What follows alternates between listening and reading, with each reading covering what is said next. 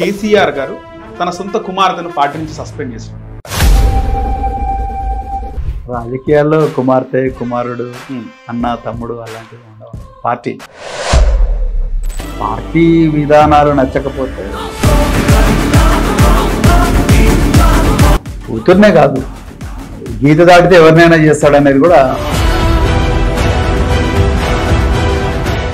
BRS పార్టీకి వ్యతిరేకంగా మాట్లాడిందనా లేకపోతే కొడుకు కేటీఆర్ కి వ్యతిరేకంగా మాట్లాడిందనా? నేను బీఆర్ఎస్ పార్టీ కేటీఆర్ను బీఆర్ఎస్ పార్టీని విడదీసుకోలేను. నిజంగా ఆమెకు అలాంటి ఆలోచనలు ఉంటే ఆమెకు అట్లాంటి అనుమానాలు కానీ అలాంటి ఆధారాలు ఉంటే పార్టీ అధినేత ఉంటే డైరెక్ట్గా తీసుకొని పెట్టాలంటే తప్పదు. మీడియా వాళ్ళకి ఏమైతే ఒక స్పైసీ సబ్జెక్ట్ లాగా కనిపిస్తుంది, మాకు మాత్రం ఇది ఒక నాయిస్ లాగా కనిపిస్తుంది. నాయిస్. దళిత బంధు కేవలం బీఆర్ఎస్ లో ఉన్న దళితుల కోసమే. బీఆర్ఎస్ లో ఉన్న దళితులకు లబ్ధి చేరితే తప్పేం కాదు. కాళేశ్వరం సంబంధించి బీఆర్ఎస్ ప్రభుత్వంలో అవినీతి జరిగిందని ఇప్పుడు కాళేశ్వరం పైన పెద్ద చర్చ జరుగుతుంది. కాళేశ్వరం ఇంత జరుగుతున్నప్పుడు మరి కవిత గారు ఎక్కడ ఉన్నారు? 1,30,000 కోట్ల కాళేశ్వరం ప్రాజెక్టులో ఎలాంటి అవినీతి జరగలేదంటారా? 1,30,000 కోట్లు కాదు,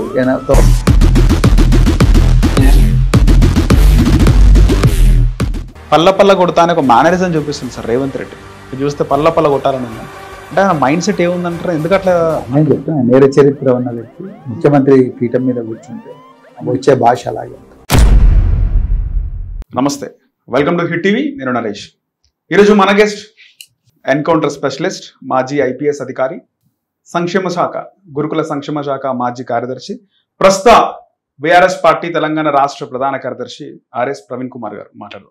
సార్ నమస్కారం. నమస్తే. ఎలా ఉన్నారు సార్? బాగున్నాను సార్. ప్రస్తుత రాజకీయాలు చూస్తుంటే ఏమనిపిస్తుంది? బీఆర్ఎస్ వ్యవస్థాపకులు కేసీఆర్ గారు తన సొంత కుమార్తెను పార్టీ నుంచి సస్పెండ్ చేశారు. ఈ టైంలో మీరు ఏ విధంగా స్పందిస్తారు? మీ స్పందన ఏంది అసలు? రాజకీయాల్లో కుమార్తె కుమారుడు అన్న తమ్ముడు అలాంటివి ఉండవండి. పార్టీకి ఒక విధి విధానాలు ఉంటాయి, దానికి ఒక రాజ్యాంగం ఉంటుంది, దానికి ఒక సంస్కృతి ఉంటుంది, దానికి కొన్ని క్రమశిక్షణ కమిటీలు ఉంటాయి. ఇవన్నిటినీ ఆ సూత్రాలను ఆ విధి విధానాలను ఆ నియమాలను ఎవ్వరు ఉల్లంఘించినా పార్టీ అధినాయకుడు వాళ్ళ మీద క్రమశిక్షణ చర్యలు తీసుకోక తప్పదు. అందులో భాగంగానే నేను కవిత గారి సస్పెన్షన్ చూస్తున్నా తప్ప ఇంకోటి కాదు. అది ఎవరికైనా వర్తిస్తుంది, నాకైనా వర్తిస్తుంది, ఇంకెవరికైనా వర్తిస్తుంది. పార్టీ విధానాలు నచ్చకపోతే పార్టీ అధినాయకత్వం దగ్గరికి వచ్చి చర్చ చేయొచ్చు. పార్టీలో రకరకాల కమిటీలు ఉన్నాయి, రకరకాల వేదికలు ఉన్నాయి. మరి ఇవన్నీ చేయకుండా ఏకంగా మీడియా దగ్గరికి పోవడం, మీడియా ముందు పార్టీకి వ్యతిరేకంగా పార్టీ నిర్ణయాలకు వ్యతిరేకంగా మాట్లాడడం అనేది తప్పకుండా క్రమశిక్షణ సూత్రాల ఉల్లంఘనే. అందుకొరకే మరి కేసీఆర్ గారు వారిని సస్పెండ్ చేసినని నేను అనుకుంటున్నాను. అంటే ఉమ్మడి రాష్ట్రం నుంచి ఇప్పటి వరకు కూడా రాజకీయ చరిత్రలో ఎప్పుడు అలాంటి కేసీఆర్ లాంటి పెద్ద నాయకుడు కూతుర్ని పార్టీ నుంచి సస్పెండ్ చేసిన దాఖలాలు లేవు, కుటుంబ సభ్యులని సస్పెండ్ చేసిన దాఖలాలు ఎక్కడా కూడా లేవు. తెలుగుదేశం పార్టీ చూసుకున్నప్పటికీ కూడా కేసీఆర్ గారు అందుకొరకు చాలా డిఫరెంట్ పొలిటీషియన్. కేసీఆర్ గారు ఆ మొండితనంతోనే తెలంగాణ తీసుకొచ్చారు. ఆ మొండితనంతోనే తెచ్చుకున్న తెలంగాణను బంగారు తెలంగాణగా మార్చే ప్రయత్నం చేసిండు. ఆ మొండితనంతోనే ప్రపంచ ప్రఖ్యాతిగాంచిన కాళేశ్వరం ప్రాజెక్ట్ నిర్మించిండు, మిషన్ భగీరథను నిర్మించిండు, ఇంకెన్నో పనులు చేసిండు గొప్ప. అక్కడ కేసీఆర్ గారు చూసింది నా కూతురు ఉంది కదా అయ్యో అన్న ప్రేమ, అనురాగం ఇవన్నీ ఉంటాయి. యాక్చువల్లీ ఏ ఫాదర్కైనా డాటర్ అంటే ఆర్ సన్ అంటే కొంత ప్రేమ ఉంటుంది. సో అక్కడ చూసింది రాష్ట్ర ప్రయోజనాలు, పార్టీ ప్రయోజనాలు, పార్టీ భవిష్యత్తు, అదేవిధంగా దేశ ప్రయోజనాలు. వాటిని దృష్టిలో పెట్టుకుని ఆ నిర్ణయం తీసుకుని అనుకుంటాను. నిజంగా మీరు చెప్పినట్టుగా దేశ చరిత్రలో చాలా అరుదుగా జరిగింది. అందుకొరకే కేసీఆర్ గారు దేశంలో చాలా విలక్షణీయమైన పొలిటీషియన్గా నిలిచిపోతారు. సో ఈ విషయం చరిత్రలో ఉండిపోతుంది. కేసీఆర్ వాళ్ళ కూతుర్నే సస్పెండ్ చేస్తుంది అనేది. కూతుర్నే కాదు, గీత దాటితే ఎవరినైనా చేస్తాడనేది కూడా అందరికీ తెలుస్తుంది. చాలా మంది చేయరు, సొంత బిడ్డలంటే ఏదో మేనేజ్ చేసుకుంటారు, పిలిపిస్తారు. అట్లాగా 1-2 సార్లు చెప్పి చూస్తారు, వీలు కాకపోతే గెట్అవుట్ అంటారు. సో అంటే ఆయనకు ప్రధానంగా పార్టీ ముఖ్యం, పార్టీ కన్నా ముఖ్యంగా తెలంగాణ ప్రయోజనాలు ముఖ్యం, దేశంలో రైతుల ప్రయోజనాలు ముఖ్యం, విద్యార్థుల ప్రయోజనాలు ముఖ్యం, అణిచివేయబడ్డ వర్గాల ప్రయోజనాలు ముఖ్యం అని అనుకున్నారు. కాబట్టి అందుకోసం వచ్చింది ఈ పార్టీ. తెలంగాణ రాష్ట్ర సమితి అనేది ఒక తిరుగుబాటు బావుటా ఎగరేసిన పార్టీ ఆంధ్ర పెత్తందారి దోపిడీని. సో అలా వచ్చిన పార్టీ ఏ ప్రజల కోసం అయితే రాజకీయాల్లోకి వచ్చిందో ఆ ప్రజల సంక్షేమ విధేయంగా బతుకుతుంది. ఆ మార్గానికి ఎవరడ్డు వచ్చినా కూడా అడ్డు తొలగించుకునే హక్కు, అడ్డు తొలగించుకునే బాధ్యత రాష్ట్ర నాయకుడి మీద ఉంటుంది. కేసీఆర్ గారు అదే పని చేసినారని అనుకుంటున్నాను. రైట్. బీఆర్ఎస్ పార్టీకి వ్యతిరేకంగా మాట్లాడిందనా లేకపోతే కొడుకు కేటీఆర్ కి వ్యతిరేకంగా మాట్లాడిందనా? నేను బీఆర్ఎస్ పార్టీ, కేటీఆర్ నో బీఆర్ఎస్ పార్టీని విడదీసి చూడలేము. బీఆర్ఎస్ పార్టీకి వ్యతిరేకంగా మాట్లాడిందని అంతే తప్ప కేటీఆర్ నో లేకపోతే హరీష్ రావు గారినో పార్టీకి విడదీసి చూడలేము. పార్టీ అనేది కుటుంబం. కుటుంబంలో కేవలం నలుగురే ఉంటారు కదా, లక్షలాది మంది కార్యకర్తలు ఉంటారు, మాజీ ఎమ్మెల్యేలు ఉంటారు, మాజీ మినిస్టర్లు ఉంటారు, నియోజకవర్గ ఇన్ఛార్జీలు ఉంటారు, వీళ్ళందరూ ఉంటారు పార్టీలో. మండల ప్రజా పరిషత్ అధ్యక్షులు, రకరకాల స్థాయిలో రకరకాల నాయకులు ఉంటారు. వాళ్ళ 20 సంవత్సరాల నుంచి 25 సంవత్సరాల నుంచి పార్టీతో నడుస్తున్న వాళ్ళు ఉన్నారు. వాళ్ళందరూ పార్టీల కుటుంబం కదా, నలుగురిని ఒక్కరిని దృష్టిలో పెట్టుకొని చేసే నిర్ణయం కాదు. సో ఆమె పార్టీలో జగదీష్ రెడ్డి గారికి వ్యతిరేకంగా మాట్లాడినా లేకపోతే ఇంకొక మండల స్థాయి అధ్యక్షుడికి వ్యతిరేకంగా మాట్లాడినా, ఎవరు మాట్లాడినా, కవిత గారు ఒక్కరే కాదు, ఎవరు మాట్లాడినా కూడా కేసీఆర్ గారు అదే చర్య తీసుకునే వాళ్ళని అనుకుంటున్నాను. హరీష్ రావుకి వ్యతిరేకంగా మాట్లాడింది అంటే హరీష్ రావు కంటే కవితను సస్పెండ్ చేయడం హరీష్ రావుకి ఇబ్బంది అయ్యే అవకాశం ఉంటుంది. హరీష్ రావు పైన మాట్లాడితే పార్టీకే సగం డ్యామేజ్ అనుకుంటొచ్చు. అది నేను అంత దూరం ఆలోచించడం లేదు. యాక్చువల్గా ఎన్ని అభిప్రాయ భేదాలు ఉన్నా కూడా, నీవంటే నాకు ఇష్టం లేదు, నేనంటే మీకు ఇష్టం లేదు, మన ఇద్దరం కూడా రోడ్డు మీద పోయి తిట్టుకుంటే ఏం లాభం? మన ఇద్దరం, మన పైన ఎవరైనా పై వ్యక్తి ఉంటే, మన ఒక పార్టీలో సభ్యులం అయితే ఆ పై వ్యక్తి దగ్గరికి పోయి మన అభిప్రాయ భేదాలు పరిష్కరించుకోవాలి. దానికి రకరకాల వేదికలు ఉంటాయి. వేదికలు లేకపోతే వేదికలు సృష్టించుకోవాలి. సో అంతే తప్ప మనం పరస్పరంగా నిందారోపణలు పబ్లిక్ డొమైన్లో చేసుకోకూడదు అన్నదే ఏ పార్టీ అయినా కూడా పెట్టుకున్న సూత్రం. ఆ నియమావళి అలాగే ఉంటుంది. సో ఆ నియమావళి దాటిన వాళ్ళు ఎవరినైనా కూడా పార్టీ తప్పకుండా చర్యలు తీసుకుంటారు. కొన్ని కీలకమైన కామెంట్ చేసింది సార్. బంగారు తెలంగాణ అంటే హరీష్ రావు నీ ఇంట్లో బంగారం ఉంటే బంగారు తెలంగాణ అయిపోదా అనే విధంగా మాట్లాడింది. అంటే ఇన్ని రోజులు అంటే 10 సంవత్సరాలు ఆమెకి అంటే బంగారు తెలంగాణ కాలేదని ఎందుకు గుర్తు రాలేదంటారు? అది కవిత గారిని అడగాల మీరు. అంటే మీకేమనిపిస్తారు ఈ కామెంట్స్ అని? అంటే అది చాలా అపరిపక్వమైన కామెంట్స్ లాగా అనిపిస్తుంది. అంటే ఆమె కవిత గారు అంటే నాకేం వ్యతిరేకత లేదు, నేను వారిని గౌరవిస్తాను, హరీష్ రావు గారిని గౌరవిస్తాను. ఒక పార్టీలో సీనియర్ నాయకులుగా కేసీఆర్ గారు ఒక్కరే ఉద్యమంలోకి వచ్చినప్పుడు ఆయన బడి కదం కలిపి నడిచిన ఏమంటారు ఉద్యమకారులుగా వాళ్ళందరినీ నేను గౌరవిస్తాను. ఆమె అంటే నాకు ప్రత్యేకమైన వ్యతిరేకత అలాంటిది ఏం లేదు. కానీ అట్లా మాట్లాడకూడదు, అది చాలా ఇమ్మెచ్యూర్ స్టేట్మెంట్. అంటే అట్లాంటివి ఏవి కూడా మనం మాట్లాడకూడదు. అసలు అక్కడ ఏ మాత్రం ఆధారాలు లేకుండా మనం మాట్లాడడం వల్ల అపోజిషన్ కు మనకు తేడా ఉంటుంది. అపోజిషన్ వాళ్ళు ఆల్రెడీ బీఆర్ఎస్ పార్టీ రూపుమాపాలని, బీఆర్ఎస్ పార్టీని తెలంగాణ గొంతుకగా ఉండకుండా దాన్ని ఖతం చేయాలని బీజేపీలు కాంగ్రెస్లు కుట్రబంతున్న ఈ సమయంలో బీఆర్ఎస్ కుటుంబ సభ్యులందరూ కూడా, కుటుంబ సభ్యులు అంటే నలుగురు కాదు, ఈ విశాలమైన బీఆర్ఎస్ కుటుంబం అంతా కూడా ఒక్క తాటి మీద ఉండి కేసీఆర్ గారి ఆలోచన విధానాన్ని, కేసీఆర్ గారు ఎన్నో కళలు కన్నారు, అందులో కొన్ని కళలు నిజమైనవి, కొన్ని అసంపూర్తిగా మిగిలిపోయినాయి. అసంపూర్తిగా ఉన్న కళలు ఇంకా రాబోయే రోజుల్లో తెలంగాణకు ఉండాల్సిన మహర్దశ గురించి ప్రజలకు చెప్పడానికి చేయాల్సిన ఈ కాలంలో సడన్ గా మన మీద మనమే రాళ్ళేసుకుంటే అది కరెక్ట్ కాదు అనేది నా ఉద్దేశం. ఆమె ఎవరి మీద ఆరోపణలు చేసినా కూడా అవి కరెక్ట్ కాదు. కవిత సస్పెన్షన్ కేటీఆర్ కి లైన్ క్లియర్ అయిందంటారా సార్? కేటీఆర్ గారికి లైన్ క్లియర్, కవిత గారికి లైన్ క్లియర్ అనేది ప్రజలు నిర్ణయిస్తారు. అదే విధంగా పార్టీ అధినాయకుడు నిర్ణయిస్తారు. మన నాయకుడు కేసీఆరే, మళ్ళీ రేపు ముఖ్యమంత్రి ఏది కేసీఆర్ అని చెప్పి కవిత మరీ చెప్పింది. మేము కూడా అందరం పార్టీ అంతా చెప్తుంది. పార్టీ అంతా కూడా మళ్ళీ కేసీఆర్ గారే ముఖ్యమంత్రి కావాలనుకుంటున్నారు. తెలంగాణ ప్రజలందరూ కూడా కేసీఆర్ గారే ముఖ్యమంత్రి కావాలనుకుంటున్నారు. గతంలో కేటీఆర్ ని ముఖ్యమంత్రిగా చేద్దాం అనుకున్నారు. కేటీఆర్ కూడా కొంతమంది మంత్రులు, అప్పుడున్న పొంగులేటి శ్రీనివాసరావు ఇప్పుడు మంత్రి, ఆయనతో కూడా అన్నాడు, అన్న నేను ముఖ్యమంత్రి అవుతా. కేటీఆర్ కూడా త్వరలోనే పార్టీ ప్రెసిడెంట్ చేయమని ఒత్తిడి చేస్తున్నాడు కేటీఆర్ అని కొన్ని వార్తలు. నేను పార్టీలో లేను, పార్టీలోకి వచ్చి 1 సంవత్సరం అయింది. ఈ 1 సంవత్సరంలో మా అందరి ఆలోచన లక్ష్యం కూడా కేసీఆర్ గారిని ముఖ్యమంత్రి చేయాలని, అంతే తప్ప ఇంకొకరిని కాదు. ఒకవేళ కేసీఆర్ గారు కాకపోతే సార్ కేసీఆర్ గారే అవుతారు. కేసీఆర్ గారు కాకపోవడం అనే ప్రశ్న ఉత్పన్నం కాదు.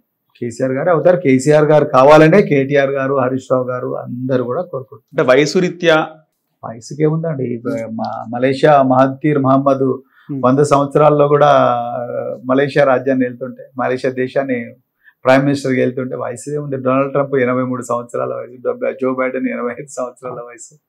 సో వయసుకు దీనికి నిమిత్తం లేదు. మన మెదడు యాక్టివ్గా ఉంటే చాలా. సార్, విశ్వసనీయ వర్గాల సమాచారం చూసుకుంటే కేటీఆర్ ప్రెసిడెంట్ చేయాలి కేటీఆర్ అని కేటీఆర్ కేసీఆర్ పైన ఒత్తిడి చేస్తుండు.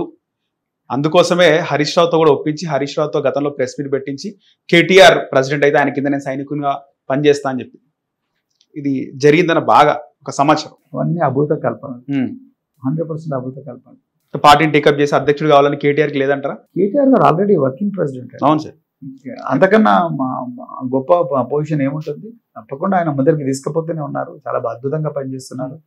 ఎన్నో ఇబ్బందులు ఉన్నా రేవంత్ రెడ్డి వీళ్ళందరూ ఎన్ని కేసులు పెట్టినా కూడా ఏమాత్రం భయపడకుండా నిజాన్ని నిర్భయంగా చెప్తూ నిరంతరం ప్రజల పక్షాన్ని ఉంటూ ప్రజల గొంతుకగా నిలుస్తున్నారు. అంతకన్నా గొప్ప అవకాశం ఏముంటుంది? కేసీఆర్ గారి మార్గదర్శనంలో అందరూ పనిచేస్తున్నారు. మిగతా వాళ్ళు మాలాంటి వాళ్ళందరితో పనిచేయిస్తున్నారు. అంతకన్నా ఏం కావాలి? సామాజిక తెలంగాణ అంటే భౌగోళిక తెలంగాణ వచ్చింది కానీ సామాజిక తెలంగాణ రాలేదని కవిత వర్డ్స్ ని మీరు ఏకీభవిస్తారా సార్? ఒక్క రోజే రాదు, ఏదైనా కూడా.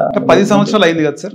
10 సంవత్సరాల్లో చాలా సామాజిక కార్యక్రమాలు చాలా జరిగినాయి. ఉదాహరణకు నేను గురుకులాలు, దళిత బంధు, బీసీ బంధు, బీసీ గురుకులాలు, తర్వాత ఎంబీసీ కార్పొరేషన్, దాని తర్వాత మీకు ఇంకా చాలా కార్యక్రమాలు, గొర్రెల స్కీము, తర్వాత ముదిరాజులకు ఒక స్కీము, అట్లా ప్రతి చోట కూడా సంపద సృష్టించడానికి చాలా గొప్ప స్థాయిలో ప్రయత్నాలు జరిగినాయి.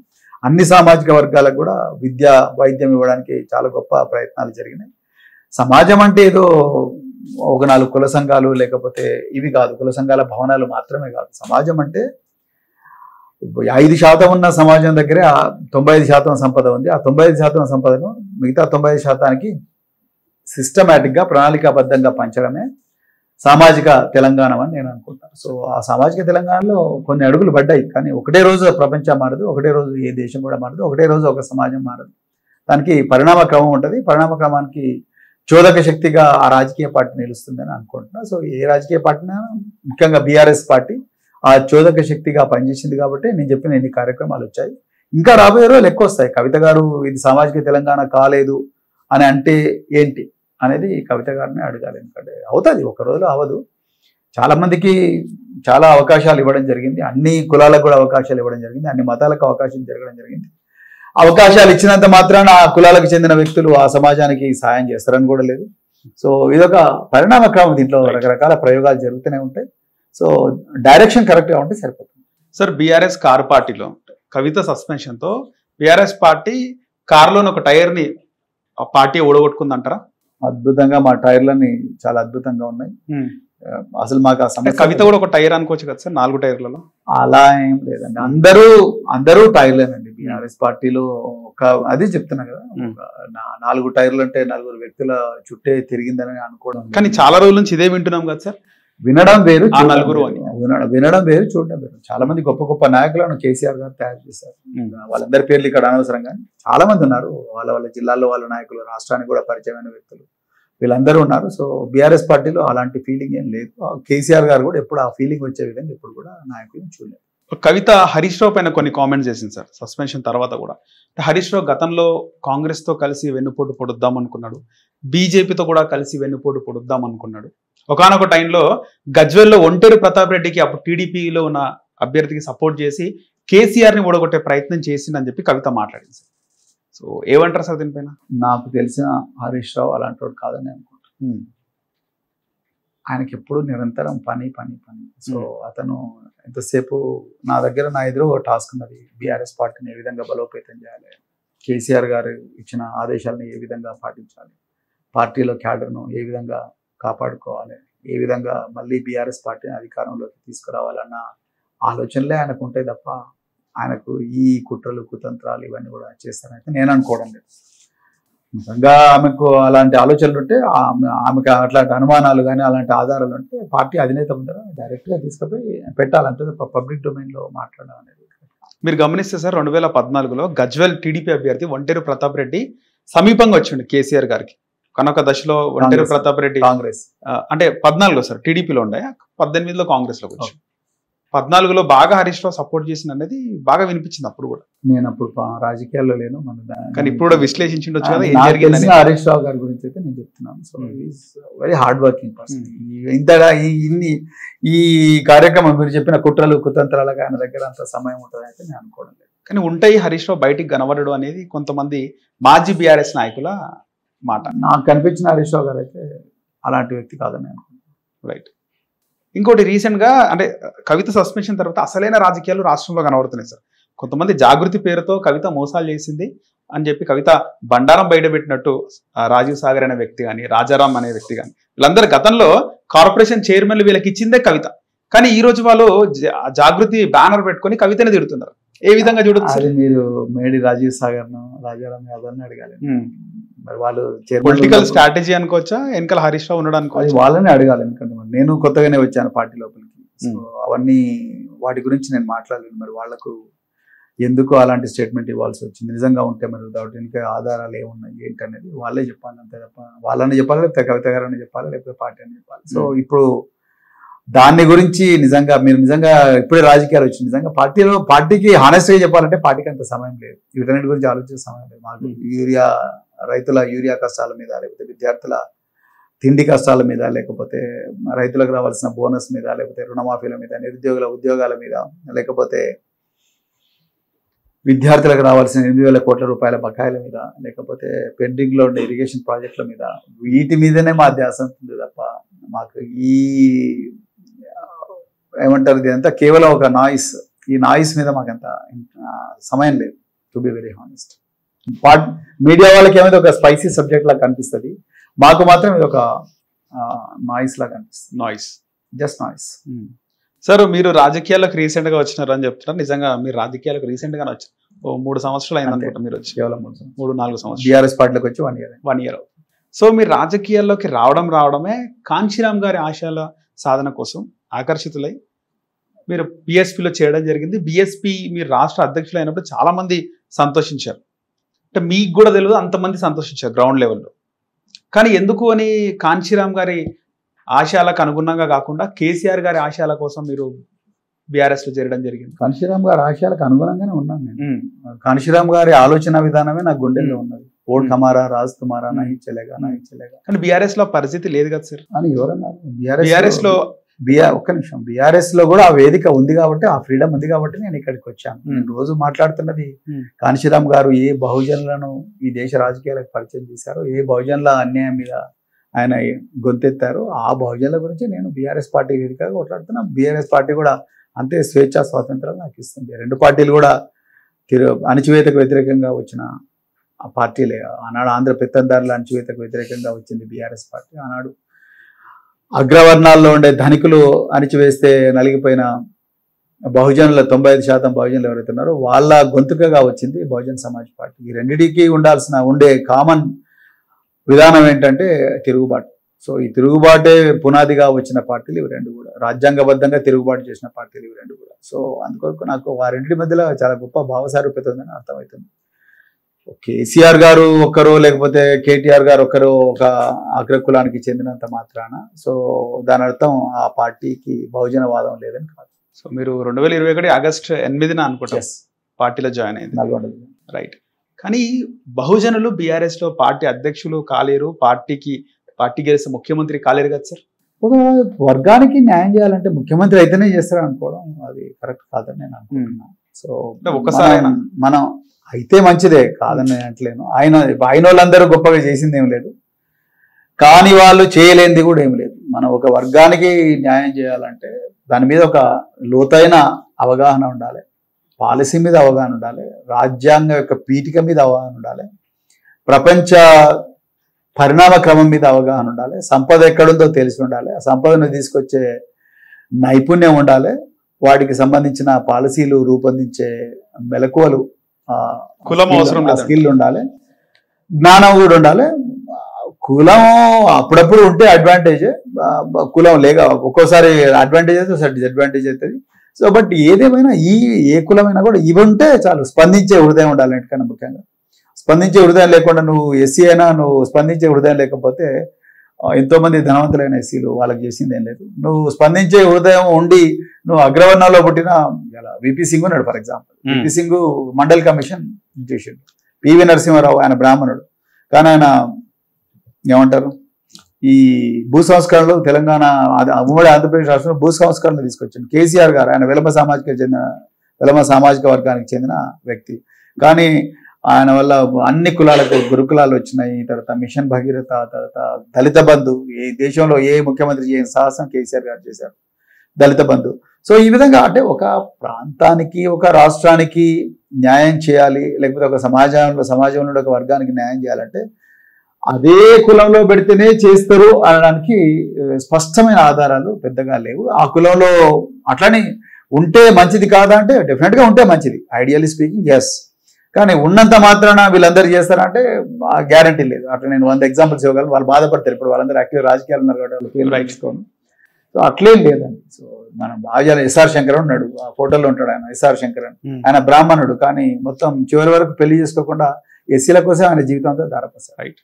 అట్లా మనం అట్లా ఊరికే కులం చెట్లలోనే అన్ని చూడకూడదు. దళిత బంధు కేవలం బీఆర్ఎస్ లో ఉన్న దళితుల కోసమే, వాళ్ళ కోసమే పెట్టినట్టుగా కూడా కొంతమంది విశ్లేషకులు విశ్లేషించారు సార్. వాళ్ళకి లబ్ధి చేరింది బీఆర్ఎస్ లో ఉన్న దళితులకు అని చెప్పి ఏమంటారు సార్? బీఆర్ఎస్ లో ఉన్న దళితులకు లబ్ధి చేరితే తప్పేం లేదండి. ఏమున్నది, వాళ్ళు కూడా ఎగ్జాంపుల్ చెప్తారు. పేదోళ్ళు అయితే వాళ్ళు ఏ పార్టీలోనే చేరుతారు, అందులో బీఆర్ఎస్ వాళ్ళు ఉంటే తప్పేం లేదు. మనం దాన్ని అంత సీరియస్ గా బుద్ధ పెట్టి చూడాల్సిన అవసరం లేదు.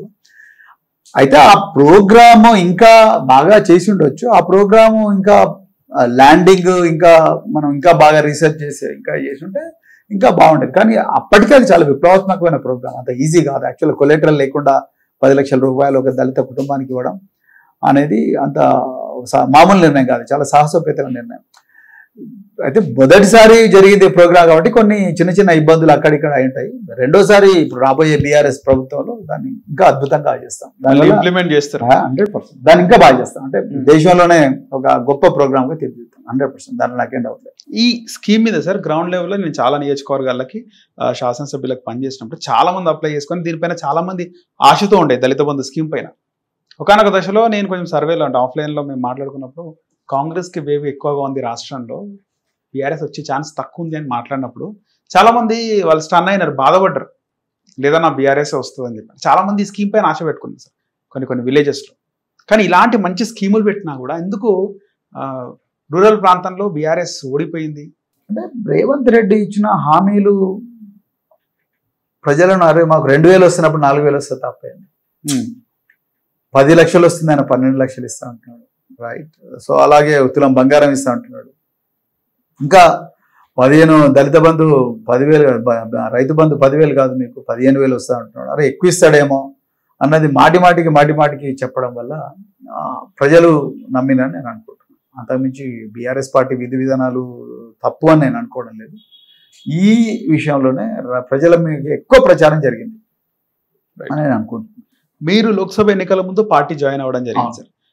జాయిన్ అయ్యే ముందు కానీ జాయిన్ అయిన తర్వాత కేసీఆర్ గారితో కూర్చొని ఈ పథకాల గురించి ఎప్పుడైనా మీరు మాట్లాడడం జరిగిందా ఆయనతో, లేకపోతే ఏదైనా విషయాలు మాట్లాడడం జరిగిందా? అంత సమయం దొరకలేదు, కానీ కేసీఆర్ గారితో మాట్లాడినప్పుడు నేను ఒకటే వారికి చెప్పానంటే, నేను బీఆర్ఎస్ పార్టీని ఏ పరిస్థితిలో జాయిన్ అయినంటే బహుజన్ సమాజ్ పార్టీ బీఆర్ఎస్ పార్టీ రెండు కలిసి పార్లమెంట్ ఎలక్షన్లో కూటమిగా ఏర్పడి ఎన్నికల్లో పోరాడాలనుకున్నాను.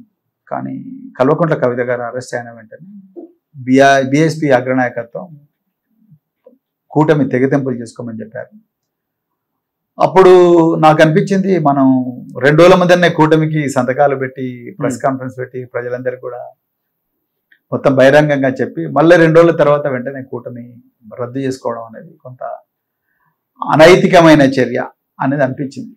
భక్తు రాజకీయ నాయకులకైతే సరే ఏమున్నది నిన్న కలిసినావు ఇలా విడిపోయినావు అన్నట్టు అనిపిస్తుందేమో, కానీ నాలాంటి వాళ్ళకి అది నాకు చాలా ఇబ్బందికరంగా అనిపించింది. రైట్. సో అందుకొరకు నేను కేసీఆర్ గారికి ఆల్రెడీ నేను మీతోనే నడుస్తాను, తప్పకుండా తెలంగాణలో బహుజనవాదం తెలంగాణవాదం రెండు కలవాల్సిన అవసరం ఉందని వారికి చెప్పడం జరిగింది. అణచివేయబడ్డ వర్గాల కోసం, ఈ వెనకకు నెట్టివేయబడ్డ వర్గాల కోసం, ఆదివాసీ వర్గాల కోసం, మైనారిటీ వర్గాల కోసం వాళ్ళ ముందున్న పెను ప్రమాదాన్ని దృష్టిలో పెట్టుకొని నేను బీఆర్ఎస్ కన్నా గొప్ప లౌకిక వేదిక ఇంకోటి లేదని నేను అనుకుంటున్నా. అదే విషయం నేను కేసీఆర్ గారితో కూడా చెప్పడం జరిగింది. వారు కూడా అన్నారు ఇది టెంపరీ మాత్రమే, ఈ సెట్ బ్యాక్ మనకు రాబోయే రోజుల్లో బీఆర్ఎస్ పార్టీ అధికారంలోకి వస్తే, అధికారంలోకి వచ్చినది తప్పకుండా ఇంతకుముందు 10 సంవత్సరాలు చేసిన కానీ ఇంకా గొప్పగా చేద్దాం, ఇంకో 10 సంవత్సరాలు తప్పకుండా ఈ ప్రజలకు బాగా పనిచేసి చూద్దామని చెప్పారు. I was convinced. అంతమించి ఇంకా వేరే స్కీమ్ల గురించి పథకాల గురించి మాట్లాడారు. సో మీరు జాయిన్ అయినప్పుడు గ్రౌండ్ లెవెల్లో కొంతమంది మాట్లాడుకున్న మాట, ఆర్ఎస్ ప్రవీణ్ కుమార్కి అంటే ఏనుగుపైన సవారీ కంటే కారులో సవారీ చేస్తే ఇంకా గమ్యం ఈజీగా రీచ్ అవుతాడు అనుకునేమో ఏనుగును వదిలేసి కారు ఎక్కిండు. నాకు గమ్యం ఇంపార్టెంట్. ఏనుగా కారు అని చూడలేదు నేను గమ్యాన్ని చూశాను. మనం ఒక గమ్యాన్ని చేరుకునే దశలో ఎక్కడన్నా రోడ్డు జామ్ అయింది అనుకోండి, సో మనం బైపాస్ తీసుకొని పోతాం. సో నేను తీసుకునేది కేవలం బైపాస్ మాత్రమే, అంతే తప్ప నా గమ్యం అయితే నాకు చాలా స్పష్టంగా ఒక మార్గం బ్లాక్ అయింది, ఒక మార్గం విపరీతంగా గుంతలు ఉన్నాయి, స్పీడ్ బ్రేకర్లు ఉన్నాయి. సో అలాంటప్పుడు వేరే మార్గంలో పోవడం, అందుకొరకే నేను వేరే బైపాస్ తీసుకొని వేరే మార్గంలో వెళ్తాను. ఓకే. ఓ కాళేశ్వరం సంబంధించి బీఆర్ఎస్ ప్రభుత్వంలో అవినీతి జరిగిందని ఇప్పుడు కాళేశ్వరం పైన పెద్ద చర్చ జరుగుతుంది. కేసీఆర్ గారికి ఆయనని విచారణకు పిలిచినారు, కానీ పార్టీ పెద్దగా స్పందించలేదు, నిరసన తెలిపాలి కదని కవిత అన్నది. కేసీఆర్ గారు వెళ్ళడం జరిగింది, ఇప్పుడు సిబిఐకి అప్పగించారు. ఏం జరుగుతుందంటారు సార్ కాళేశ్వరం విషయంలో? కాళేశ్వరం ఇంత జరుగుతున్నప్పుడు మరి కవిత గారు ఎక్కడున్నారు? కేటీఆర్ గారు మేమందరం కూడా రోడ్ల మీదకి వచ్చాము, మొత్తం రాష్ట్రం అంతా రోడ్ల మీదకి వచ్చింది. ఆ రోజు కవిత గారు ఎక్కడున్నారు నాకు తెలియదు. కేసీఆర్ గారితో పాటు నేను కూడా ఉన్నా ఆ రోజు. సో నాకు రాష్ట్ర వ్యాప్తంగా పెద్ద ఎత్తున నిరసనలు జరిగినాయి, లక్షలాది మంది రోడ్ల మీదకి వచ్చిండ్రు, బీఆర్కేఆర్ భవన్ దగ్గరికి వచ్చిండ్రు. తెలంగాణ గుండె ఒకసారి తల్లడిల్లింది. తెలంగాణ తీసుకొచ్చిన వ్యక్తిని, తెలంగాణ దాహాన్ని తీర్చిన వ్యక్తిని, తెలంగాణ రైతుల పొట్ట నింపిన వ్యక్తిని ఇలా తెలంగాణ సిగ్గుపడే విధంగా, తెలంగాణ తల్లి సిగ్గుపడే విధంగా ఆ వ్యక్తిని అవమానపరుస్తున్నారు. ఇదే తెలంగాణలో పుట్టిన బిడ్డ రేవంత్ రెడ్డి అన్న భావన అనేది ఆ రోజు అందరి లోపల కనిపించేది. సో అది కవిత గారికి కనిపించకపోతే నేనేం చేయలేను. వారి కళ్ళకి గంతలు కట్టుకున్నారు, నేనేం చేయలేను. సో అప్పుడు ఇరిగేషన్ మంత్రిగా హరీష్ రావు ఉన్నాడు, ఆయన వెళ్ళడం జరిగింది. ఆయనతో పాటు నేను కూడా ఉన్నాను. రైట్. ఈటెల రాజేందర్ ప్రస్తుతం బీజేపీలో ఉన్నాడు ఆయన. సో ఈ విషయంలో భారతీయ జనతా పార్టీ ఒకవేళ స్కామ్ జరిగింది అంటే ఈటెల రాజేందర్ని ఏమైనా సేవ్ చేసే ప్రక్రియ ఉంటుందంటారా సార్? ఏమంటారు? అసలు స్కామ్ జరగలేదు. ఈటెల రాజేందర్ లేకపోతే హరీష్ రావు లేకపోతే ఇంకెవరో, అక్కడ స్కామే జరగలేదు. స్కామ్ జరిగితే తెలిసిపోతుంది మీకు ఆల్రెడీ. స్కామ్ అని ఎప్పుడు అంటారంటే, సార్ మనం ఒక బ్రిడ్జ్ కట్టినాం, దానికి కొన్ని పైసలు ఖర్చు పెట్టినాం, అక్కడ పోయి చూస్తే బ్రిడ్జ్ లేకపోతే స్కామ్ అయితే. ఓకే. మొత్తం బ్రిడ్జ్ బాగుంటే బ్రిడ్జ్ మీద బస్సులు నడుస్తున్నాయి, అవినీతి జరిగింది చెప్పడం చాలా ఈజీ అండి. బట్టగాల్సి మీద చాలా ఈజీ, నిరూపించాలి కదా. మరి ఆయన పీసీ ఘోష్ కమిషన్ ఏమి నిరూపించండి? ఎక్కడ చూపి? ఆయన నేను రిపోర్ట్ మొత్తం చదివాను, 3 భాగాలుగా వచ్చిన రిపోర్ట్ మొత్తం చదివాను. ఎక్కడ ఆయన కేసీఆర్ గారి మీద ఇగో ఈయన ఇన్ని పైసలు తిన్నాడు, హరీష్ రావు మీద ఇన్ని పైసలు తిన్నాడు, ఈటల రాజేందర్ ఇన్ని పైసలు తిన్నాడు, ఎక్కడ రాయలేదు కదా. నేను చదివాను. అది చదవకుండా ఎవరైనా మాటలు మాట్లాడితే నేను సార్ మనం చూస్తుంటాం, ఏ ప్రభుత్వమైనా దిగిపోయిన తర్వాత ఆ ప్రభుత్వంలో ఉన్న మంత్రులు పెద్దల అవినీతికి పాల్పడ్డారని. 130,000 కోట్ల కాళేశ్వరం ప్రాజెక్టులో ఎలాంటి అవినీతి జరగలేదంటారా? 130,000 కోట్లు కాదు, 94,000 కోట్లు. ఓకే. 94,000 కోట్లు అవినీతి జరిగినట్లుగా ఆధారాలు లేవండి. ఎక్కడ అవినీతి జరిగితే ఆ ప్రాజెక్ట్ అట్లా ఉండదు. అదే నేను చెప్పేది. అంటే చిన్న చితక ఎక్కడో ఎవరో ఒక ఇంజనీరో ఒక లష్కరో లేకపోతే కాంట్రాక్టరో వాళ్ళు ఏమో చేస్తే అది సరే. ఒక పెద్ద ఎత్తున అవినీతే జరపాలని 1,000 కోట్ల రూపాయలు 1,00,000 కోట్ల రూపాయలు తినాలని ఏ మెడకాయ మీద తలకాయ ఉన్న రాజకీయ నాయకుడు కూడా అట్లా ఈ ప్రాజెక్టులు కట్టి జనాలను, మరి ముఖ్యంగా కేసీఆర్ గారితో ఆ పని చచ్చిన చేయరు. ఎందుకంటే వారితో నేను ఆఫీసర్గా పనిచేశాను, అదేవిధంగా రాజకీయ నాయకుడిగా ఒక 1.5 year నుంచి తిరుగుతున్నాను. కాబట్టి నాకు అసలు ఎప్పుడు ఆయనతో ఆయనతో కూర్చున్న ప్రతిసారి కూడా ఒకటే మాట్లాడతాడు, 2 మాటలు ఉండవు.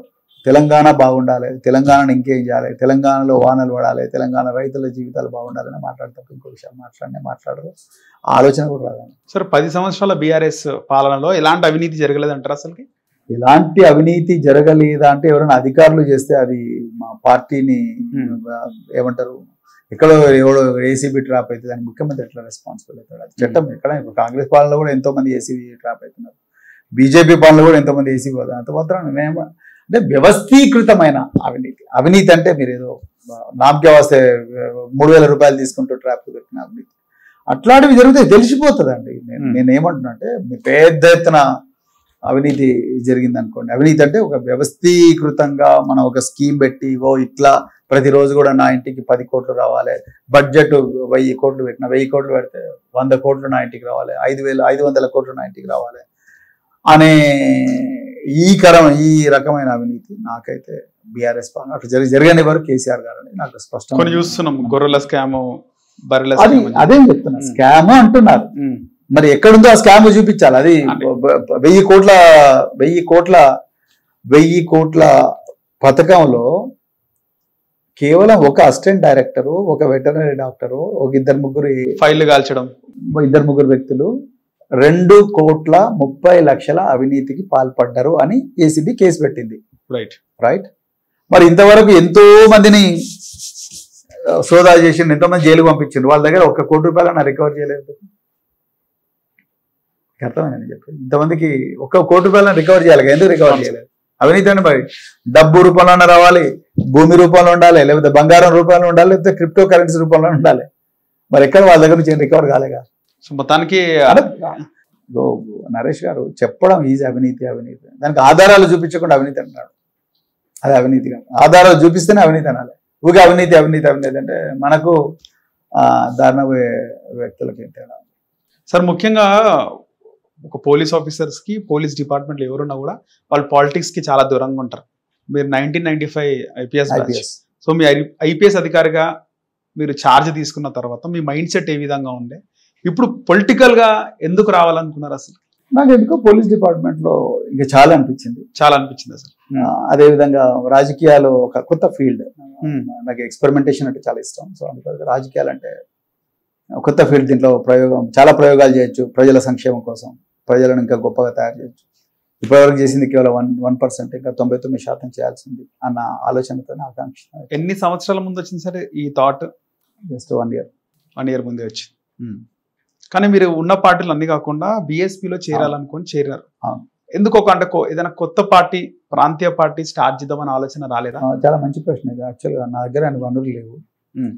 రెండవది, నేను ఎప్పుడు కూడా సర్వీస్లో ఉన్నప్పుడు డబ్బులు సంపాదించాలి, లేకపోతే వెనకేసుకోవాలి కొంత సంపాదన అని ఆలోచించలేదు. నేను చాలా నిజాయితీతో ప్రజల మీద ఖర్చు పెట్టాల్సిన ప్రతి రూపాయి కూడా ప్రజల కోసమే ఖర్చు పెట్టినా. నేను ఎప్పుడు కూడా ఇట్లాంటి వాటి గురించి ఆలోచించలేదు. మొట్టమొదటి ఒక పార్టీ స్టార్ట్ చేయాలంటే కొంతవరకు అయితే వనరులు కావాలి, అంత ఈజీ కాదు. అంతకన్నా ముఖ్యంగా కాంశీరామ్ గారు ఆలోచన విధానం అంటే నాకు చాలా ఇష్టం. సో అందుకొరకు ఆలోచన విధానంతో ఆల్రెడీ ఒక పార్టీ 40 సంవత్సరాల నుంచి దేశంలో నడుస్తుంది. ఎందుకు దాంట్లో పోయి దక్షిణ భారతదేశంలో ఆ పార్టీని ఇంటింటికి పరిచయం చేయకూడదు? పైగా మీకు ఇష్టమైన కలర్ అనుకుంటారు. Of course blue is a very good colour, నాకు ఇష్టమైన కలరే. కానీ అట్లా ఎందుకు చేయకూడదు అనిపించింది. అందుకొరకే నేను జాయిన్ అయిపోయినాను. కానీ అంబేద్కర్ గారు ఆయన కూడా ఒక పార్టీ పెట్టడం, ఆ తర్వాత ఇంకో పార్టీ పెట్టడం, ఇలాంటివి జరిగినాయి. సో ఒక భారతదేశ రాజ్యాంగ నిర్మాత డాక్టర్ బాబాసాహెబ్ అంబేద్కర్ గారు పెట్టిన పార్టీని ముందుకు తీసుకెళ్దామని ఒక ఆలోచన ఏమైనా వచ్చింది? అందుకని అంబేద్కర్ గారి ఆలోచన, మహాత్మా జ్యోతిరావు ఫులే వెనుకున్న మహనీయులందరి ఆలోచన విధానం ప్రకారమే వచ్చిన party Bahujan Samaj party. So మళ్ళీ సపరేట్ గా పార్టీ ఎందుకని అనిపించింది. అందుకొరకే నేను బహుజన్ సమాజ్ పార్టీ చేయాలి. దాని గుర్తు కూడా అందరికి తెలుసు. రైట్. కానీ చాలా మంది ఐఏఎస్ అధికారులు, ఐపీఎస్ అధికారులు రాజకీయాల్లోకి వచ్చి కొద్ది రోజులే రాజకీయాలు ఉన్నారు సార్. మనం చూసిన జయప్రకాష్ నారాయణ గారు, జేడి లక్ష్మీనారాయణ గారు, నార్త్లో కేజ్రీవాల్, ఇలా చాలా మంది ఎందుకు కొద్ది రోజులే పార్టీలో కానీ కొద్ది రోజులే పాలిటిక్స్లో యాక్టివ్గా ఉంటున్నారు? వాళ్ళు కొద్ది రోజులు యాక్టివ్ ఉన్నారని ఎవరు చెప్పిండ్రు? వాళ్ళు మళ్ళీ యాక్టివ్ అవుతారు. ఇప్పుడు జేడి లక్ష్మీనారాయణ గారు ఇప్పుడు నవభారత్ ఒక పార్టీ పెట్టుకున్నారు. అరవింద్ కేజ్రీవాల్ రాజకీయాల నుంచి తప్పుకుంటా అని చెప్పలేదుగా. జయప్రకాష్ నారాయణ గారు కూడా కరే తప్పుకున్నారు. ఆయన టెంపరీగా తప్పుకున్నారు, మళ్ళీ వస్తారేమో మనకేం తెలుసు. ఆయన ఆల్రెడీ ఒకసారి ఎమ్మెల్యేగా సక్సెస్ఫుల్ గా పనిచేశారు, తన చేతనాధికారి పనిచేశారు కూకట్పల్లి ప్రజల కోసం. సో పూర్తిగా తప్పుకున్నారు అని అనడం కన్నా కొంత విరామం తీసుకున్నారు మాత్రం చెప్పగలను. మీ మైండ్ సెట్ మొత్తం కూడా ఒక మార్పు అనేది ఉంటుంది సార్ ఖచ్చితంగా. 100%. డబ్బు రాజకీయాలకి, వారసత్వ రాజకీయాలకి దూరం. అవును. కానీ బీఆర్ఎస్ లో పరిస్థితి ఉందా? డబ్బు లేకుండా రాజకీయాలు చేయొచ్చు అంటే మీరు కాదు ఉన్నటువంటి. చూద్దాం, అంటే అది గొప్ప మంచి ప్రశ్న. సో చూద్దాం, ఆ ఎక్స్పెరిమెంటేషన్ ఇప్పుడు చేయబోతున్నాం, నా ద్వారానే అన్నాడు. కానీ మార్పు ఉంటే చూస్తుంటే ఒక్కొక్క ఎమ్మెల్యేలు కోట్లు ఖర్చు పెట్టాలి సార్ ఖచ్చితంగా. ఖర్చు పెట్టకపోతే గెలవరు. ఇది ఒక ఓపెన్ ఫ్యాక్ట్. చూడాలి మరి ఇది నిజంగా అంటే ఆ పరిస్థితి నుంచి ఎట్లా ఆ పరిస్థితి నుంచి కొత్త ప్రయోగం ఏమైనా చేయొచ్చని నేను కూడా ప్రయత్నం చేస్తాను. సో డబ్బులు పెడతారా లేదా అనేది కాదు, కానీ ప్రజల మైండ్ సెట్ మార్చి అభివృద్ధి పదంలో అభివృద్ధి అనే దాన్ని అంశంగా, ఆత్మగౌరవం అనే దాన్ని అంశంగా, తర్వాత రక్షణ అనే దాని అంశంగా, అంటే బేసిక్ ఇష్యూస్, మౌలికమైన సమస్యల మీద ప్రజలు ప్రతిరోజు మాట్లాడుతూ వాటిని నిర్ణయించుకొని వాటి బేసిస్ మీద నిర్ణయాలు తీసుకుంటే ఏ విధంగా ఉంటుందనే ఒక ఎక్స్పెరిమెంటేషన్లో భాగంగానే నేను ప్రయత్నం చేస్తున్నాను. చూద్దాం ఎట్లుంటుందా సార్. నార్మల్గా ఎన్నికల్లో ఏ విధంగా ఉంటుంది అనేది ఒక ఉమ్మడి రాష్ట్ర మాజీ హోంమంత్రి గారితో ఒకసారి ఇంటర్వ్యూ చేయడం జరిగింది సార్. ఆయన మీరెందుకు సార్ యాక్టివ్గా లేరు పాలిటిక్స్లో అన్నప్పుడు ఆయన ఒక లెక్క చెప్పింది సార్. ఒక ఓటుకి ఇంత ఇవ్వాలి, ఒక నియోజకవర్గానికి ఇంత అవుతుంది అని డబ్బులు పెట్టి మనం సర్వీస్ చేస్తాము, ఆ డబ్బులని వృధా కదా, అందుకే డబ్బు రాజకీయాల్లో నాకు పార్టిసిపేట్ చేయాలని ఇంట్రెస్ట్ లేదు అని చెప్పేసి. అట్లా అంత నిరాశావాదం కూడా పనికిరాదు సార్. ప్రతి క్షణం కూడా ఎక్స్పెరిమెంట్ చేస్తూనే ఉండాలి. డబ్బు లేకుండా గుమ్మన్నర్ సైకిల్ లేదా వీళ్ళందులో ఆ ఎక్స్పెరిమెంట్ చూడాలి. మనం చూస్తే కానీ మనకు అర్థం. గెలిచారు కానీ డబ్బు లేకుండా గెలిచారు. గుమ్మడి నర్సయ్య, రైట్, సున్నం రాజయ్య, వీళ్ళందరూ డబ్బులు పంచకుండా గెలిచారు.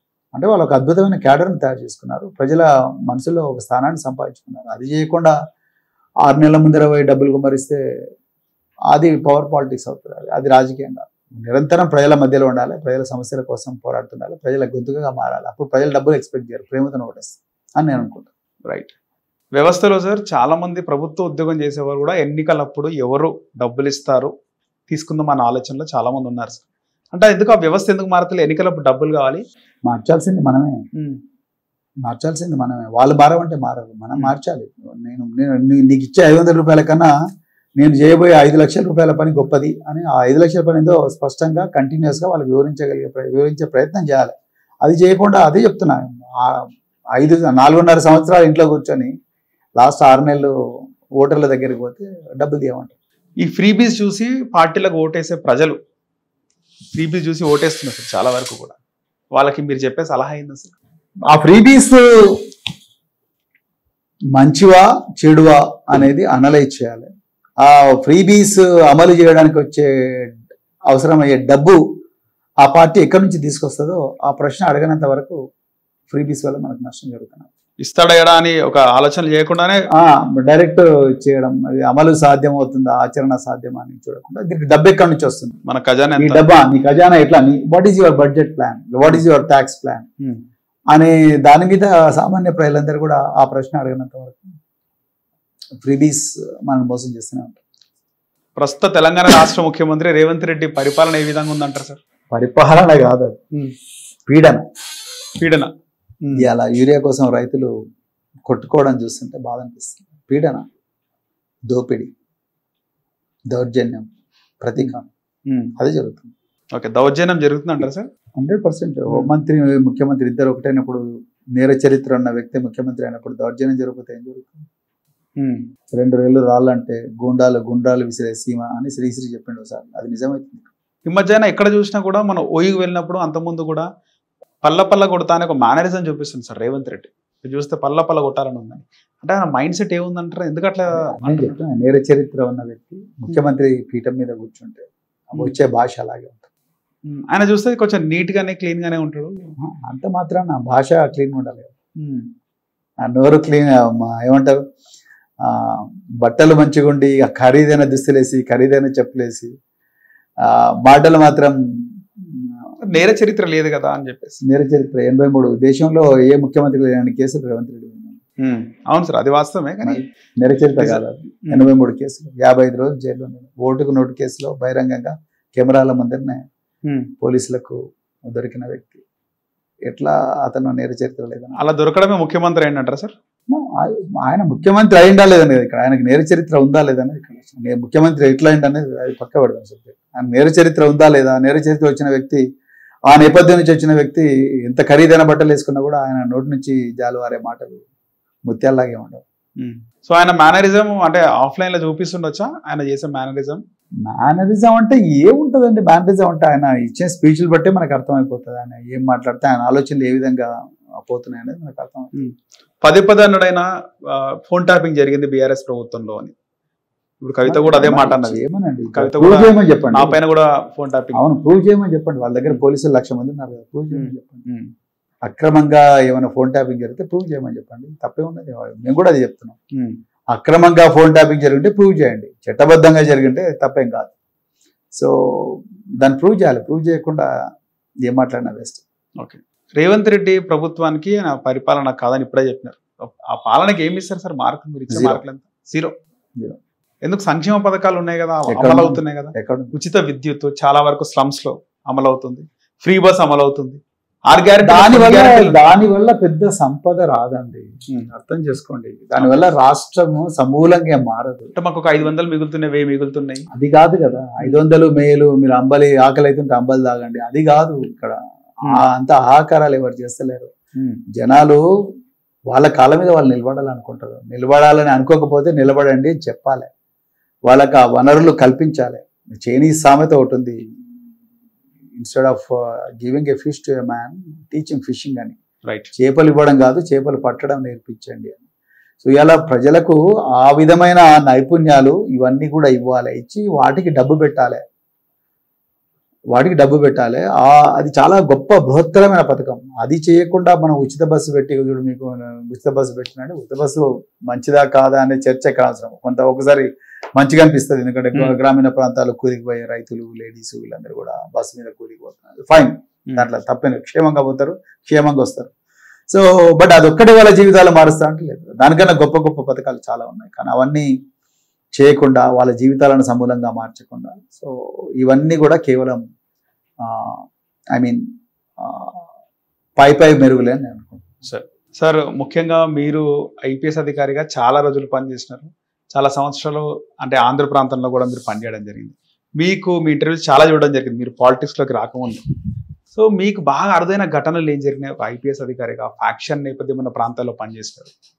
నక్సలైట్ల లొంగుబాటు, వందలాది మంది, వేలాది మంది నక్సలైట్లు నా హయాంలో తుపాకీ పక్కన పెట్టి జనజీవన స్రవంతిలో కలిసి మంచి జీవితం గడపడం అనేది నేను జీవితంలో మర్చిపోలేని సంఘటన.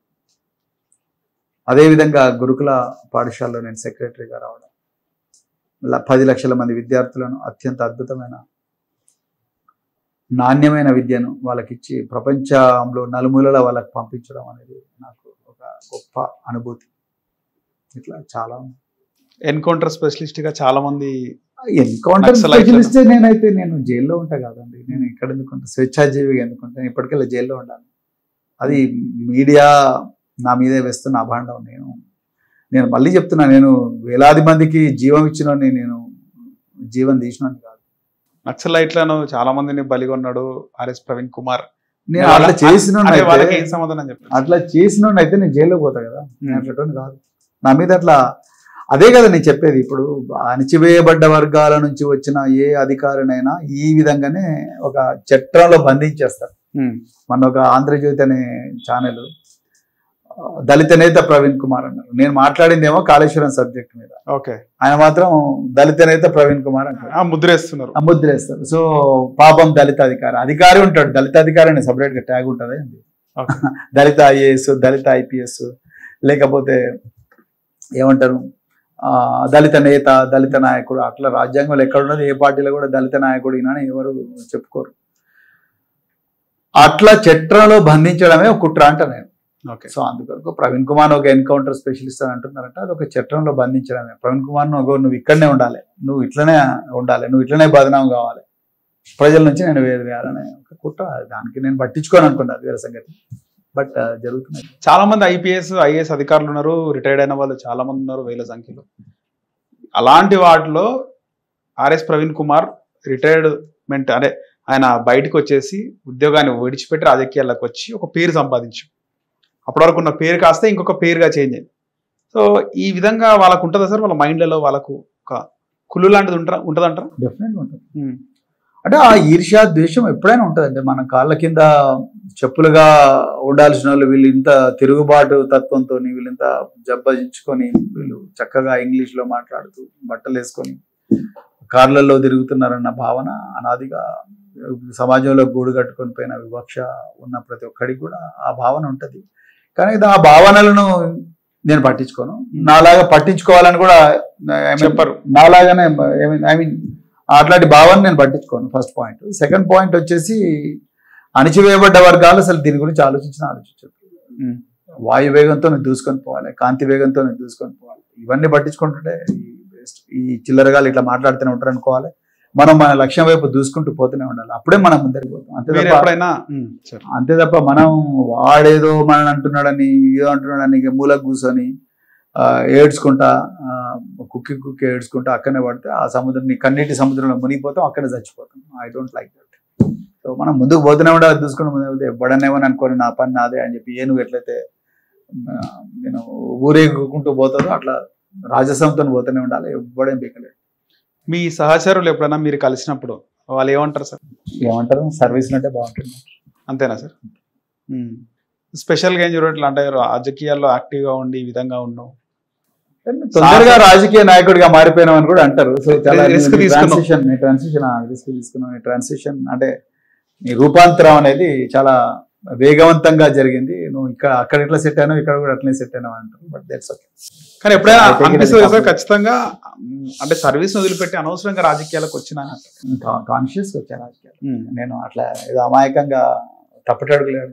నేను ఆఫ్ కోర్స్ నేను బహుజన్ సమాజ్ పార్టీకి పోవడం కూడా చాలా కాన్షియస్గా పోయినా. ఇప్పటికి కూడా ఆ నిర్ణయంతో నేనేం బాధపడలేదు. నాకు ఒక బహుజన రాజకీయం, బహుజన రాజనీతి, బహుజన రణనీతి ఇవన్నీ కూడా అర్థం చేయించింది పార్టీ. అది ఏ వర్గాల పక్షపాతిగా ఉండాలి జీవితాంతం ఎక్కడున్నా కూడా అన్న భావజాలాన్ని నేను నేర్పించింది బహుజన్ సమాజ్ పార్టీ. ఆ పార్టీని నేను ఎట్టి పరిస్థితుల్లో కూడా కించపరచాను. ఆ పార్టీ నాయకత్వంతో నాకు భిన్నాభిప్రాయాలు ఉండదు, భేదాభిప్రాయాలు ఉండొచ్చు, కానీ but party ideology is absolutely fantastic. So నాకెప్పుడు కూడా అలా అనిపించారు. బీఎస్పీ పెద్దలతో భేదాభిప్రాయాలు వచ్చినాయి సార్? అంటే నేను చెప్పాను అందుకొరకు బయటకు వచ్చాను. సో అంటే ఆ పార్టీలో ఉండే కొన్ని నిర్ణయాల వల్ల నాకు నచ్చలేదు. నా విలువైన జీవితాన్ని నేను వేస్ట్ చేసుకోదలుచుకోలేదు. అందుకొరకు నేను వేరే వేదిక ఎంచుకున్నాను. ఎప్పుడు రాజకీయాలకు వచ్చినప్పుడు ఎప్పుడు బాధపడను కూడా. రైట్ సార్, దళితులు అనేది కేవలం ఎస్సీలేనా అంటారా సార్? అంటే బ్రోకెన్ పీపుల్ అని అర్థం అన్నమాట. సో నేను కొన్ని ప్రధానంగా ఎస్సీల మీదనే ప్రయోగిస్తారు. ఎస్సీల మీద కొన్ని పుస్తకాలు చదివినప్పుడు ఆర్టికల్స్ లో అంటే సగం నరకబడిన వాళ్ళు, మొండ మీద తల లేని వాళ్ళు అనే వాళ్ళని దళితులు అంటారు. బేసిక్ గా దళిత్ అనేది తెలిసి బ్రోకెన్ అని అర్థం అనమాట. అంటే విడగొట్టబడ్డ వాళ్ళు అనే భావన వచ్చే విధంగా వస్తుంది. ఎప్పుడైనా యాక్చువల్గా నేను ఆ పదానికి వ్యతిరేకం. రైట్. ఎందుకంటే మనం సమాజం మన మీద ప్రయోగించిన భావజాలాన్ని మనకు మనమే ఆపాదించుకోకూడదు. దాన్ని ఆటో ట్యాబు అంటారు అనమాట. అంటే అదొక నెగిటివ్ భావజాలం అన్నప్పుడు, అదొక నెగిటివ్ లేబుల్ అన్నప్పుడు ఆ లేబుల్ను మనం మళ్ళీ అదే లేబుల్ ఉంటే అది నెగిటివ్ రీఎన్ఫోర్స్మెంట్ అంటారు. అంటే ఆటో ట్యాబు అంటారు. నిన్ను నీవే కించపరుచుకున్నట్టు. నేను దళిత నేతనని గర్వపడుతున్నానని ఎవడన్నాను అనుకోండి, సో అమాయక జీవి అని అంటారు. అంతే, మూర్ఖుడు లేకపోతే అమాయక జీవి అంటారు. సో దళిత అనే పదమే ఒక బ్రోకెన్ అండ్ డిరాగేటరీ. బేసిక్గా ఒక సమాజంలో అమెరికాలో నీకు అంటే తుపాకి తీసుకుని కాలు చంపేస్తారు అట్లా. సో ఆ విధమైన ఇక్కడ కూడా దళిత అనే పదాన్ని ఏ నాయకుడు కూడా యాక్సెప్ట్ చేయకూడదు. సో అట్లా చేయడం కరెక్ట్ కాదని ఆ పదాన్ని తీసివేయాలని చెప్పేసి చాలా ఉంది. అది చేయొచ్చు, కానీ ఇప్పుడు దానికన్నా ఇంకా ముఖ్యమైన సమస్యలు నా ఎదురుగా చాలా ఉన్నాయి. సో అందుకని ఎప్పుడో ఒకసారి సంవత్సరంలో 2-3 సార్లు అయినా అదొక ఫుల్ స్టాప్ పడుతుంది కదా సార్, దానికి పడాలి కూడా. నేను చాలా వేదికల మీకు కూడా చెప్పాను. ఇప్పుడు దళిత అనే పదం కరెక్ట్ కాదు. ఎందుకంటే you cannot call A person as broken. వాళ్ళని హ్యూమిలియేట్ చేసినట్టుంటుంది, అవమానించినట్టుంటుంది. అట్లా కూడా సో అందుకొరకు ఆ పదం కరెక్ట్ కాదని నేను. సార్, రాయలసీమ ప్రాంతంలో మీరు పనిచేసినప్పుడు ఒకానొక దశలో అంటే పరిటాల రవిని కూడా మీరు కొంచెం కేర్ తీసుకోవాలి అనే విధంగా కూడా మీరు మాట్లాడినారు. ఆయన వినలేదు అని చెప్పేసి విన్నాం. ఏం జరిగింది సార్ అప్పుడు? అదే మీరు చెప్పిందే కరెక్ట్. జాగ్రత్తగా ఉండమని చెప్పాను నేను, కానీ ఉండలేదు. ఆయన మీ దగ్గరకు వచ్చినప్పుడు ఏ విధంగా ఉంటుండే సార్? అసలు అప్పుడు పంక్చువల్, చాలా పంక్చువల్. టైం అంటే టైం, 9 అంటే 9కి వస్తాడు, 10 అంటే 10కి వస్తాడు. ఒక్కోసారి 10 అంటే 9:30కే వచ్చి కూర్చుంటాడు. ఎమ్మెల్యే అయినా కూడా మన అపాయింట్మెంట్ లేని తలుపు తీసుకొని రాడు, బయట కూర్చుంటాడు. ఓకే. అప్పట్లో ఆయన చాలా పంక్చువల్. ఫ్యాక్షనిజం నాకు నచ్చింది బాగా. అప్పట్లో ఆయన ఫ్యాక్షనిజం కానీ ఆ ఫాలోయింగ్ కి సంబంధించి ఆ గొడవలు, చంపుకోవడాలు ఇవన్నీ ఎలా ఉండేవి సార్ ఆ టైంలో? భయంకరంగా ఉండేది. నేను పరిటాల రవి పరిచయం అయింది కాంగ్రెస్ ప్రభుత్వం అధికారంలో ఉన్నప్పుడు, కాంగ్రెస్ పార్టీ అధికారంలో 2004 తర్వాత. సో అప్పుడు రాయలసీమలో ఫ్యాక్షనిజం భయంకరంగా ఉండేది. సో నేను పోకముందే దాదాపుగా 30-40 మంది హత్యలు జరిగింది. టీడీపీ వాళ్ళే. సో అప్పుడు మీ కాంగ్రెస్ పెద్దల నుంచి కూడా కొన్ని ఇన్ఫర్మేషన్ వచ్చిండొచ్చు కదా సార్ అప్పుడు, ఇలా వాళ్ళని చంపండి వీళ్ళని చంపండి అట్లా ఇట్లా అట్లాంటి ఇన్ఫర్మేషన్ అట్లాంటి ఆదేశాలు ఎవరు ఇవ్వరు. కానీ అంటే జరగబోతుంది ఈ విధంగా పోలీసు వాళ్ళ మీద ఆధారపడి ఉంటుందండి. ఈ ఫ్యాక్షనిజం అంతా కూడా రాజకీయ నాయకుల కన్నా ముఖ్యంగా పోలీసు వాళ్ళు గట్టిగా ఉంటే ఏం జరగదు. పోలీసు వాళ్ళు గట్టిగా ఉండాలి. అదే కానిస్టేబుల్ నుంచి ఎస్పీ దాకా వాళ్ళు గట్టిగా ఉండి వాళ్ళకి ఫ్రీడమ్ ఉంటే 2 నిమిషాల కథ. ఎక్కడైనా తెలంగాణ అయితే ఎక్కడ గ్యాంగ్స్టర్స్, తర్వాత గూండాలు, రౌడీలు వాళ్ళు రోడ్డు మీదకి వచ్చి స్వైర వ్యవహారం చేస్తున్నారంటే పార్టీలకు అతీతంగా పోలీసులు వాళ్ళను గల్ల పట్టుకొని తీసుకుపోయి పోలీస్ స్టేషన్లో రోకల్ బండలు ఎక్కిస్తే వాడు సెట్ అయిపోతాడు.